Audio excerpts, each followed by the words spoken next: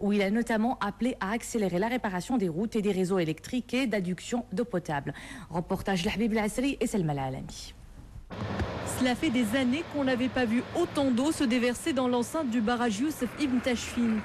À Tiznit, qui a essuyé son lot de dégâts consécutifs aux fortes précipitations, le ministre de l'Intérieur à la tête d'une délégation s'enquiert de la situation auprès de la population. De nombreux quartiers de l'ancienne Médina ont été submergés et des axes routiers ont été coupés. La ville de Tiznit a reçu ces 3 derniers jours autant de pluie que ce qu'elle reçoit d'habitude en une année entière. En seulement une demi-journée, le barrage a cumulé 250 millions de mètres cubes. Nous avons énuméré au ministre de l'Intérieur les différentes interventions qui ont été accomplies par les services extérieurs, les services de sécurité et de protection civile, ainsi que l'engagement dont a fait preuve la société civile. Ça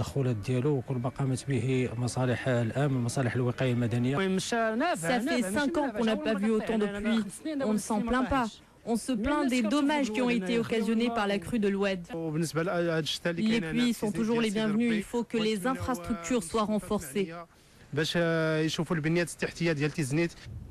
Direction ensuite Taroudant. Sur place, le ministre de l'Intérieur coordonne sur hautes instructions royales l'opération d'approvisionnement des villages enclavés suite aux chutes de neige.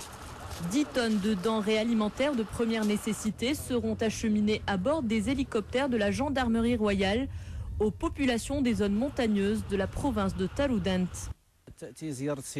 La visite de la délégation conduite par le ministre de l'Intérieur s'inscrit dans le cadre de la haute sollicitude royale dont le souverain entoure ces régions qui ont été durement frappées par les inondations. Nous avons exposé des données, des explications au ministre de l'Intérieur et à la délégation qui l'accompagne sur les mesures qui ont été prises pour faire face à cette conjoncture exceptionnelle.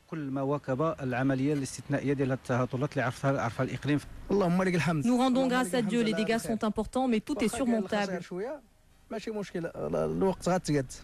Les dégâts les plus lourds concernent l'état des routes détériorées par les crues dévastatrices de l'Oued Souss.